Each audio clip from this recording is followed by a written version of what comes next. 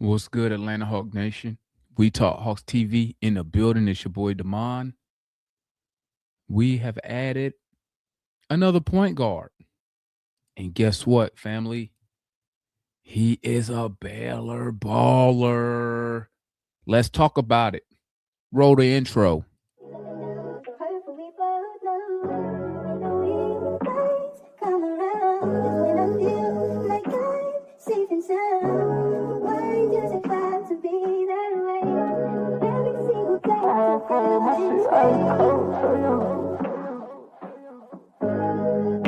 My shit ice cold, Trey Young.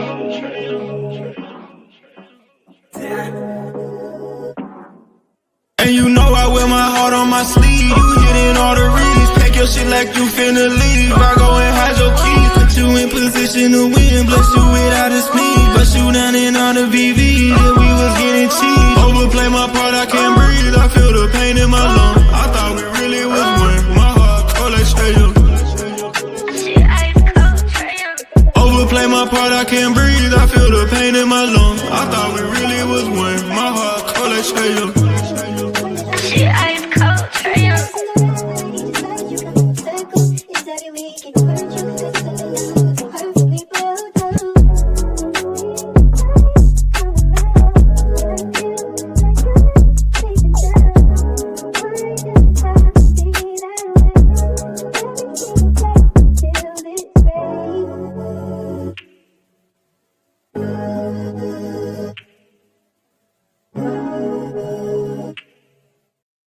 What's good, family? It's your boy Damon in the building. We Talk Hawks TV. We Talk Hawks Daily. Here to discuss a new signing that we added to the team. As y'all already know, Najee went down with season-ending shoulder injury. I think he had a labrum tear, if I'm not mistaken. But shout out to the homie Brad Rowland. According to Brad Rowland, the Hawks have added 6'1" point guard Ray J. Dennis Jr. Y'all know what time it is. It's another Baylor baller. Okay. Y'all know I love my Baylor ballers right here. He was a point guard at Baylor. I think it was 2 years ago. He was out there with Misi and Jacoby by way of Toledo, right? Do I like this signing? Well, we added him.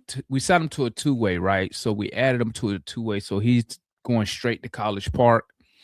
Let's talk about it now.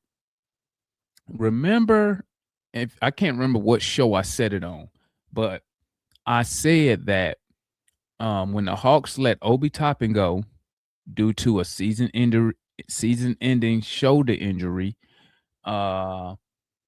and now when Najee went down, I told y'all the Hawks was going to go down to that G League showcase and come back with a big and a point guard, right? What do? They don't come back with a big. We just promoted a big from College Park. But, we promoted him by giving him a two-way. But we ended up getting Ray J. Dennis. Ray J. Dennis, undrafted, played for the Clippers on their two-way squad. Recently was with the Pacers on their two-way squad. Listen, Ray J. Dennis, even though he's undrafted and a Baylor baller, so I'm not going to show any bias. But why is this guy getting cut but getting picked up by the Hawks? Let's look at his G League stats. Boom. So let's check out his G League stats that we got posted here. I don't know if y'all can see it, but don't worry. You know your boy. I'm just going. Let me zoom in a little bit. We'll zoom in some more. Okay. Y'all should be able to see that. Do I need to zoom in some more? Let's zoom in some more just in case y'all can't see that. We'll zoom it in a little bit more. Boom. Okay. So let's talk about it. Now, obviously, I'm looking 24, 25. As you can see, he played. This is G League splits, right? This is splits. This is all G League stats. This is not NBA stats, right? He played 16 games. 31 minutes. So you see, he plays heavy G League minutes, which means to me a couple things. One, he's an NBA player. Okay, he's a legit NBA guy in the G League, right? Because you're not logging this many minutes, right? In these games right here, and you're not an NBA guy. Okay, like they don't even. I don't even. If I'm thinking correctly, like I don't think they giving fringe guys, 30 some minutes a night in the G League, right? G League, 30 minutes, in my opinion, is to NBA guys, guys who really have that talent to play in the NBA, right? And when you look at his production, most guys who dominate the G League like this, 16.4 points, 20 points, 21 points, round that up, 21 points. Most guys who dominate, who put up numbers like this, averaging 20 plus points in the G League, if they're averaging double digit assists, if they're having double digit rebounds in the G League, usually lets me know, is an indicator to me that they're better than the average G League guy, that they're actually an NBA guy, where you would place him in the NBA, probably at the lower tier, but he's definitely not a real G League guy. Giving you 20 points. What did he do this year? This year, he's been on 3 teams, right? 3 G League teams. He giving you 19 and a half, 21, 20. He giving you 20 points a night. He's getting 16. What's that? 7. Let's call that 16 and a half attempts. 43%, 46%, 38%. Which is not bad at all. Not the 38 obviously is bad. The 44 and so 46 is what we would like to see that at the NBA level. You feel me? Decent from 3. Decent, like I said, decent, not elite, not awful, but the 3-point shot is right above, right below NBA league average, except right here where he shot 25%, but that's only 2 games right here. A good sample size is right here, 35%. He probably going to be about a 30, between 34, 36, maybe 37% 3-point shooter. He's shooting a 35%, and he's getting the attempts, 7 attempts, 8 attempts, 6 attempts. So he's definitely a 3-point shooter, right? So we love to see that. Free throws, we'd love for him to work on the free throws, get those up. But once again, when you look at the larger game sample, which was last year where he played 16 games with the same organization. So, he's playing in the same system most of the time with the same guys. So, you got that continuity there. It's hard to track a guy in the G League when they've been on multiple teams. You feel me? So 16 here. He's been on 2 teams here. So 7. So we take these 2 right here. This is a total right here that he's doing this year. So this year alone, on 2 teams with 7 games in the G League, 20 points, 44% from the field, 33% from 3 on 8 attempts. Let's call it 7 attempts, 73% from the field. He's giving you 4 rebounds, giving you 5 assists. I think, me personally, and y'all know I love my Baylor ballers at 6'1", 180. But if you look at him play, he's not a skinny 180. He's a built 180, right? I watched him at Baylor, obviously. I think, in my honest opinion, I would rather play him over Keaton Wallace. That's just me. I think he's better than Keaton Wallace. I think he could come up right now, be a 3rd point guard. Basically just take Keaton Wallace's role, right? Because he's a scoring guard. He's a scoring, but he can also pass. Is he up there with a Vic, a Trae Young, as far as vision? Not at that level, but he is very capable. He's like, he reminds me of similar, like his play style reminds me, it's like he's a scoring Mike Conley, right? He's a scoring Mike Conley. He can come in and hold down the offense. until starters are well rested. He can hold down. He can score the basketball, and he can score at every level on the court. So they're showing some of his advanced splits here. Last year, he had an offensive rating of 110, defensive rating of 107 last year. Excuse me, 104.7. So when he was on the court last year, he was a +5. This year, between two teams with him on the court, and he plays a lot of minutes. So his defensive and offensive rating is pretty much accurate.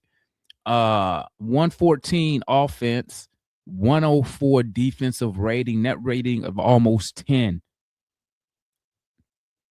This dude, these numbers tell me that this guy is an impactful player when he's on the floor.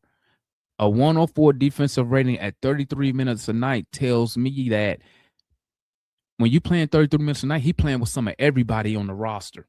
You feel me? So it's not like he in with certain players. At 33 minutes, he on the court with everybody, the bench, the starters. So that 104.7 defensive rating is official to me. At 33 minutes, that's official. You feel me? Let's look at 5.3% rebounding. Turnover ratio 10-6. We would like that to come down. We would like to see that single digits off the rip if possible. Pace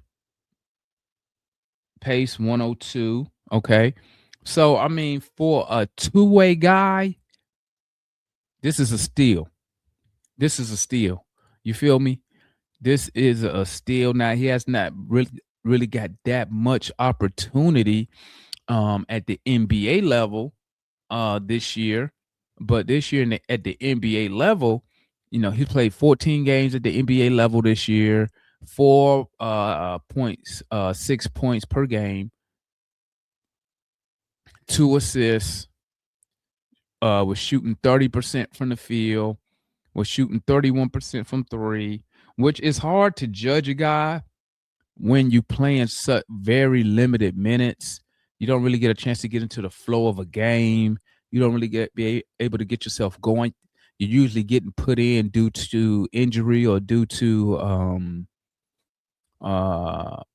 mainly injury. Or he was with the Pacers last, so I mean Siakam's still playing. So everything the scoring gonna run through Siakam. So can't wait to watch him at College Park so we can get our own eyes on him and watch him play College Park. Adam Dennis tells me that maybe the Hawks don't think Nico is ready to play at the NBA level yet. Adam Ray J tells me maybe they want to put some competition at the point guard position in College Park. You feel me?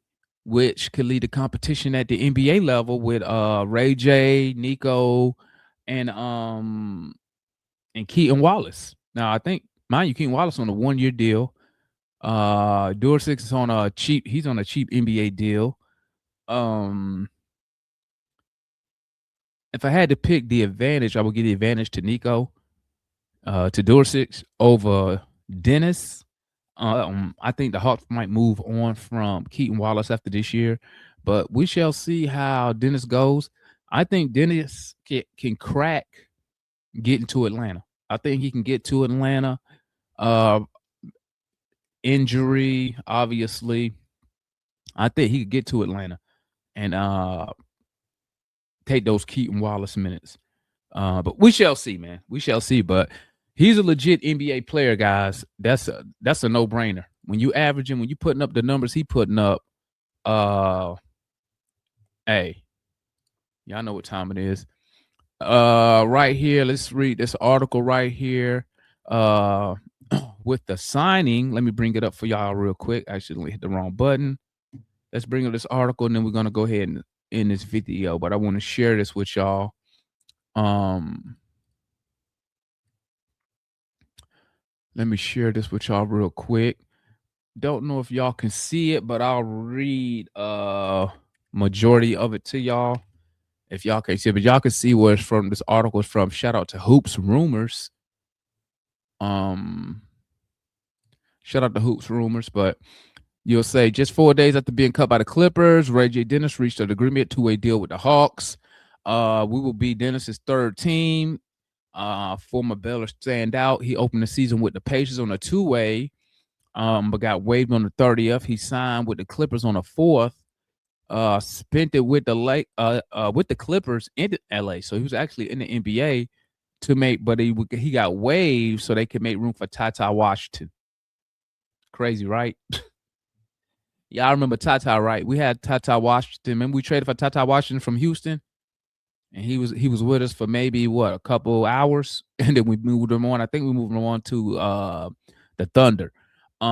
Second year pro, Dennis appeared in 25 NBA games this year. And last year hasn't seen much playing time. Career averages in the NBA at 4 points, 1 assist, 1 rebound in 10 minutes. While his NBA output has been low, he keeps earning new contracts due to his play in the G League. In 7 games this year, which we went over, he played for Noblesville. He played for the San Diego Clippers, averaging 21 points, 5 assists, and 3 rebounds, and 2.3 steals in 33 minutes. So, if he finalizes the new deal before the end of the day, he'll be eligible to play in up to 30 games for the Hawks. Okay? Remember that. He will be able to play in 30 games in Atlanta. Okay? His two-way salary will become fully guaranteed as long as he sticks with the Hawks. Sticks with the Hawks through next Wednesday, which that's going to happen. I'll put money on that. That's going to happen. I like the signing. I'm definitely going to be tapped in with College Park in the second half of the season so I can watch him play. And hopefully we can get him to Atlanta. And he can help us shut down this backup point guard position, this third point guard position. But that's all I got, family. It's your boy Demond in the building. We Talk Hawks TV. Make sure you comment, like, subscribe to the video. Let me know what y'all think about this edition of this Baylor baller. Let me tell you something. Baylor, they may not make a lot of superstars, but they make certified, legit pro players. You know what I'm saying? Certified, legit pro players, the ones who do the dirty work, those backups, who come in the game and doing the dirty work for the other players. Hey, I'm telling you, you got Edgecombe baller right now out of Baylor. You got what's my young boy name? Damn, my mind went blank. Out of Utah, another Baylor baller, balling out of control. I'm telling you, Baylor makes some good players. But it's your boy. Let me know what y'all think of the deal, man.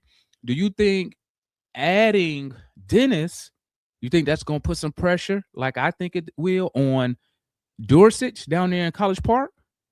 Do you think he might push or add competition to Keaton Wallace in Atlanta? Even though we know Keaton Wallace obviously got the inside track because, Quinn like him. So, but I think Dennis can put some pressure, and, competition brings out the best in people. So, y'all know what time it is. I'm rooting for the kid.